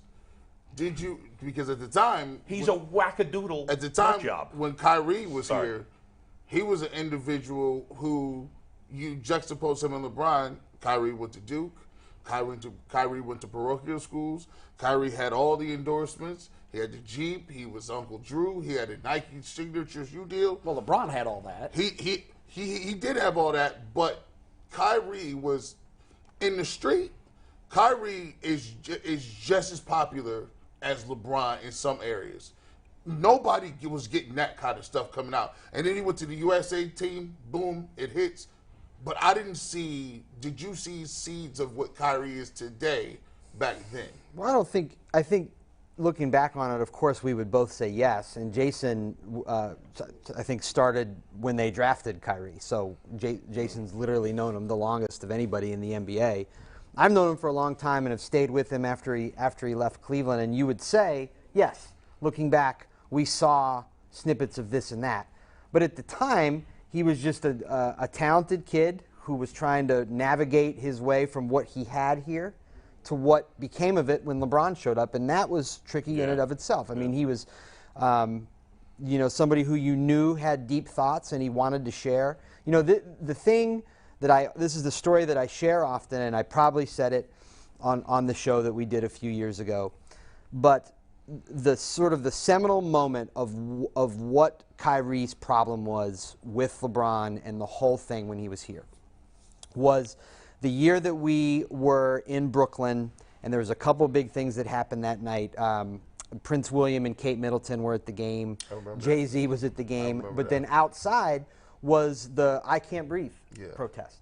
And LeBron made international news by wearing an I Can't Breathe t-shirt on the court for warm-ups. Kyrie wore one too. He was barely mentioned. The problem was that was Kyrie's idea. Kyrie was the one who found the shirts. Kyrie was the one who came up with the idea. But all the attention went to LeBron. And what he thought and felt at a fundamental level was, hey, I have something to say too, and nobody else cares about it. So he started popping off with some of the flat earth stuff, and he was doing that at the time, we thought, to make a point. Like, look, when I say something substantial and real, you don't care. You only care what LeBron has to say. So when I say something crazy, now you guys care. Do you see? Joke's on you. So that made sense at the time. But then if you see how everything evolved, he wasn't really making the political statement we thought he was making. Right. He struggles with some things. Yeah. Last thing, I would like you both to answer this real quick. If you got an honest moment from LeBron and you asked him your biggest court regret, or not necessarily on court, but at basketball decision, whether it's the way he did Miami, leaving Cleveland the second time, re-signing with LA, his biggest regret, or the way he handled Kyrie at the end, what led to the Kyrie trade, which do you think is his biggest regret? I think it's the decision. I think it's the way he handled the decision. Just the way he handled it, not going there, but just the way he handled it. Not leaving. He made the right decision. It was how he did it. But how he did it. I think that had a lot to do with him coming back. Probably. See, I'm of the belief there was going to be vitriol and anger no matter what. And the people who say it wasn't that he left, it's how he left. Crap. Yes. That's nonsense. Yes. Yeah. It's the fact that he left. Yes. The way he did it made it worse. Yes. And I think that there is regret. I think his heart was in the right place. I think he was just tone deaf and didn't understand how it was going to go over. But they were trying to raise money for kids. He thought that was great. We're going to do this charity, da-da-da-da-da. But, I don't know that. Maybe you've got a better answer. But to me, it would probably be the way he handled the decision, the way that he left. I think that's the right answer, so I'll say something else. He would say not making it to a finals against Kobe. That's a big regret of his. It is. Yeah. He's talked about that he screwed that up in 2000. It would have been 8. Whatever year Boston played 8 the or Lakers. 10, like his either of those years. He messed. I think 10 is the one that. Well, no. Yeah, I don't know. Whatever. But one of those but years. not facing Kobe. Not having that matchup. When the year they lost to Orlando. Well, 07 is when they made the 09. finals. Okay. Yeah. 07 they made the finals. 08 they lost to Boston. 09 they lost to Orlando in the conference finals. In 10 was Boston and the We last got a game. minute left, so we got to go. Joe, I hope you come back. I'd love to. Scare you off the set, did we? With Not all at our all. shouting. You're not gonna have the stones to put it up Yeah, there. are you going to do it or not? Put it up there real quick. You got Mike. 45 That's seconds. You can apologize in advance. I mean, It's funny. Come on, do it. He's not going to be You got pebbles offended. and you got onions. What are you working Let's with? just pull up 125. Let's just do it, Okay. Steve. Screw it. If I get fired, Joe, it's been a pleasure We meeting peer you, man. pressured him into that. Joe's fake It is what it resume. is. This is Joe's fake He made a resume. fake Joe's resume fake for Oh, us. good.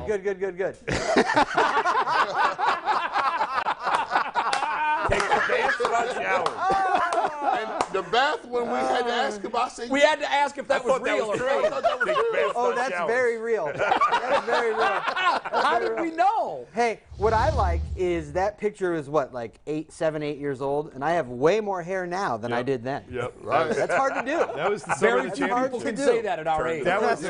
that was a advancing picture age. from Val Raven when we were on Val Raven. It was the two of us and Rachel Nichols and Dave McMenamin rode Val Raven, and the picture's hilarious. And it hung in the Cavs facility for years. They blew it up because I made the mistake of putting it on Twitter, Okay. and they blew it up and hung it forever in the facility. We just touched on a Netflix special. The four of you Yeah. traveling across the country to amusement we parks. have talked about Oh, there's a That lot would more be a interesting blast. stories than the amusement parks.